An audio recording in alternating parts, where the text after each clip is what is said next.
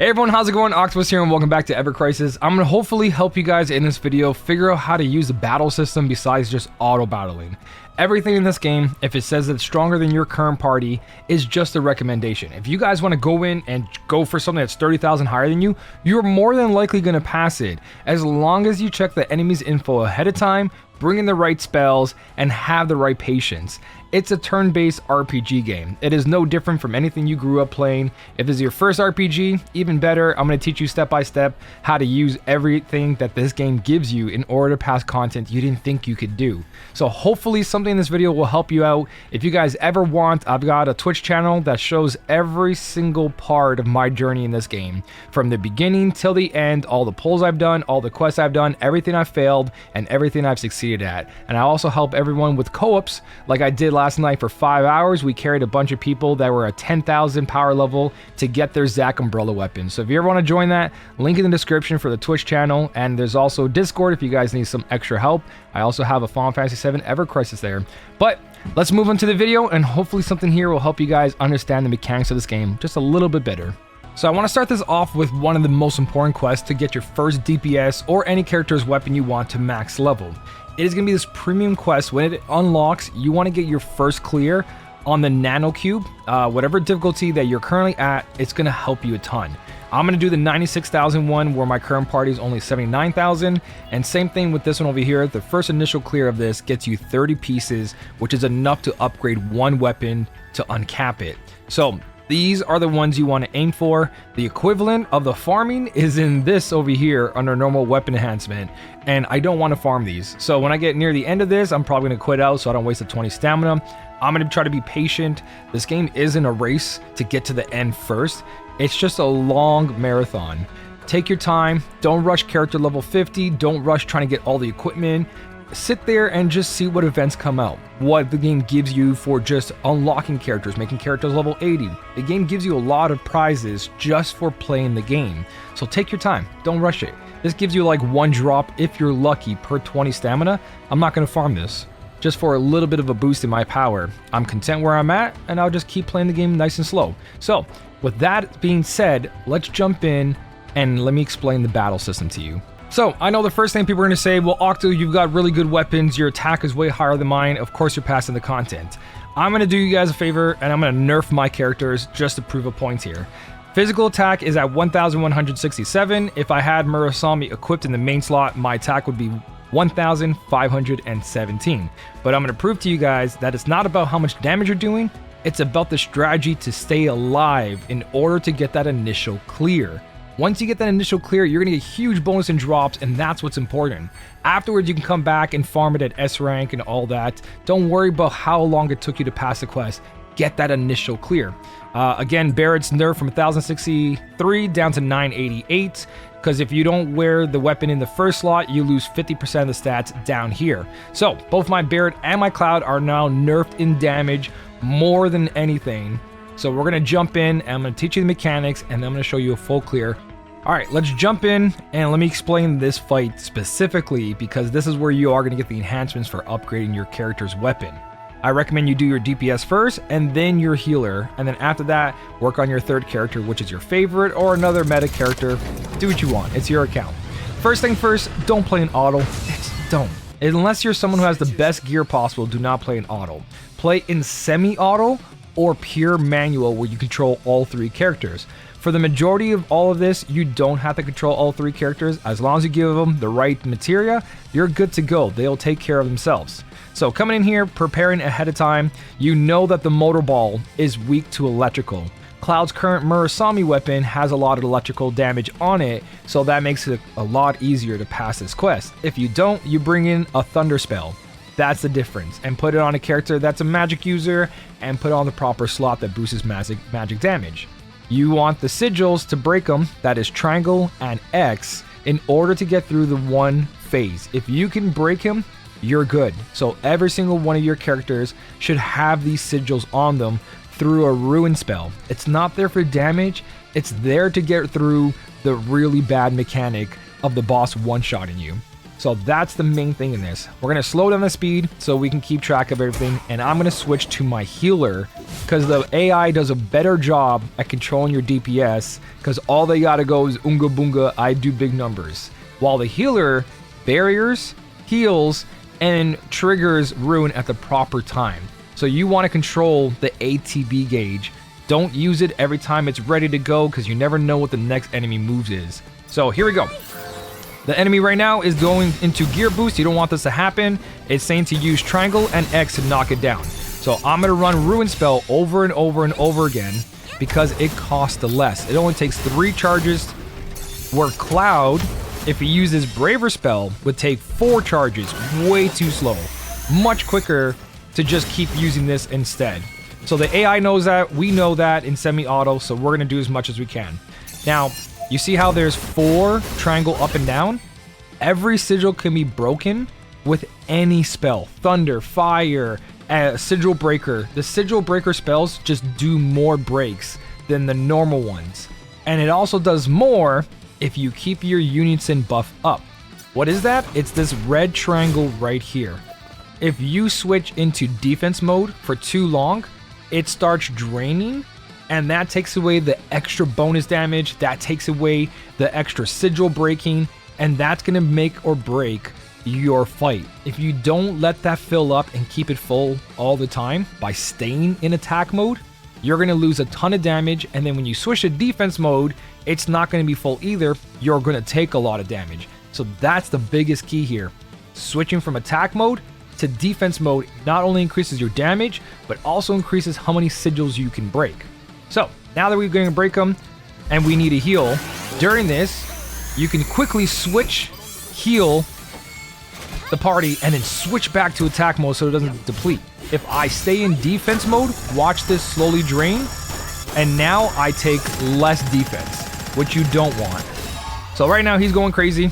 He got broken, and this is the phase where we just do a ton of DPS. So right here, you don't want to spend anything else except for your best spell to do the most damage. If your limit breaks are up, you would use your limit break. But if I were to switch this, taking 30% less damage, I'm going to let it drain. And if I go back into attack mode, you're going to see I only do physical boost at 25%. So let me show you again. Go back to this one. 1 sigil break, 25, 25. But if I let it fill up, also, while you're looking at that, the top left over here, the boss's attack is coming in. When you're playing in manual mode, pay attention to that. So I'm trying to teach you something over here, but the boss is about to rip me a new one if I don't switch to defense mode. And because I'm not full, if I don't get to full before that, I'm going to take extra damage. So hopefully it fills up before that hand. Now we wait to the absolute last second so we don't drain it, switch, and we should survive this. Here comes Rolling Fire. All my HP. Because my sigil is full, I took less damage off of that. I can now switch back into attack mode before that drains. Another pro tip, switch to defense mode.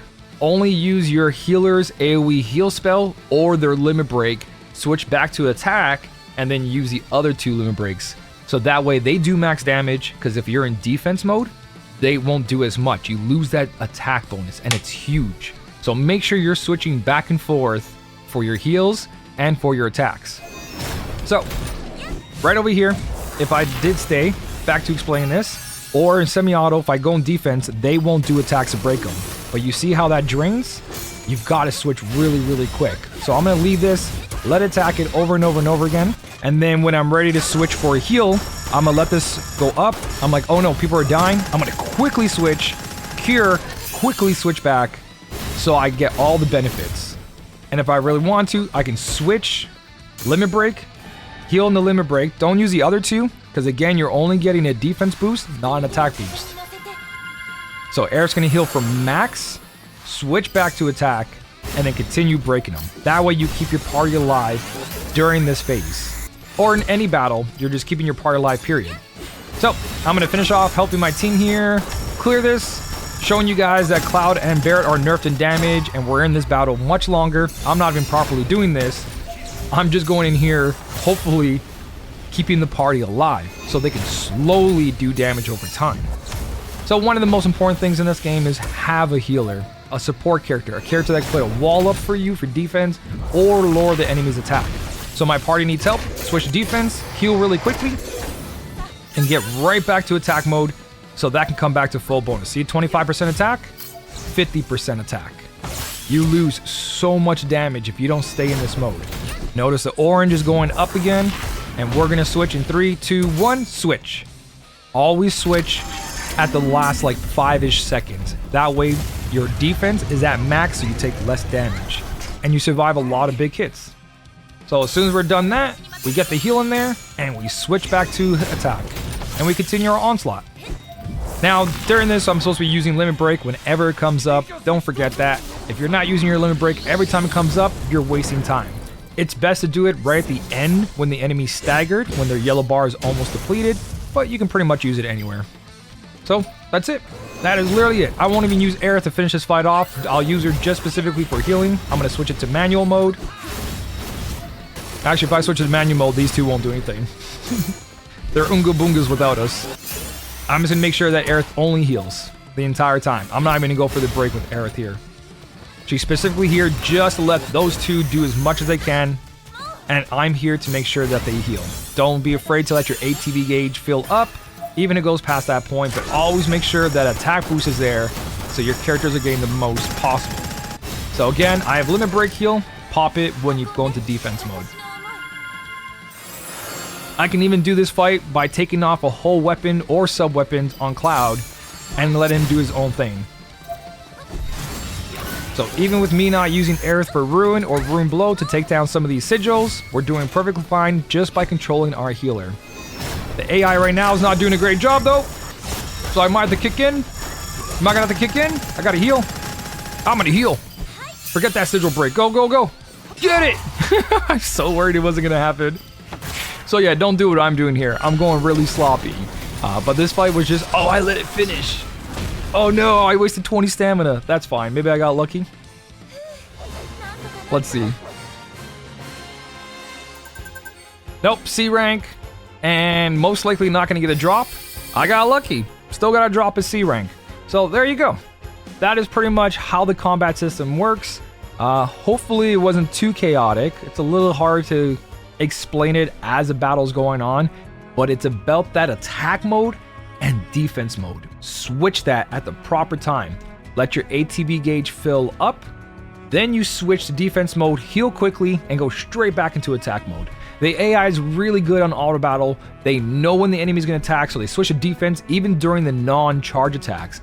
Very important to do that as well. I'm going to show a separate video of clearing hardware content because I feel like this one is long enough, but hopefully everything here helps you guys realize you're okay to do this. And right now you can see there's no jump cuts in the video. Power level still 77,000, and Cloud and Barret are still nerfed by switching their power levels. If I came in here and I put Murasami in the first slot, this battle would have been faster, but it didn't matter. It's about strategy, surviving. The harder content, you want to put on barriers. You want to use a materia spell that you get from story mode. It's a 1-star. Lock it right now. It's called D-Brave. And it basically debuffs the enemy's physical attack. So if you're doing any quest that the enemy has a physical attack, bring this in, and every single one of these you cast will lower the enemy's buff or just give them a debuff if they have no buff. So if you're done story and you haven't locked any of these unique 1-star spells, go through your inventory and make sure you're locking these healing Esunas, because at the moment, from what I know, I haven't seen a way to make D-Brave. It only comes from the story. So there's even more strategy to this than just your healer healing your party. You want to bring in a barrier on Cloud, a barrier on Barret, or a mana wall on 2 to 3 characters. If the enemy does really big magical AoE attacks that you can't survive, that will help you survive as well. Bringing in someone who lowers the enemy's physical or magic attack will make a big difference. But the key factor to beating anything is controlling that buff. Switching from attack mode to defense mode is the difference from passing content that is 30 to 40,000 more than you or not. I'm power level 79,000 and I cleared a quest that was 111,000 on the battle tower with my team. And last night on stream, I took this boss down to a quarter HP, and this quest is 122,000. Tonight on stream, I am going to clear this if you guys want to be there.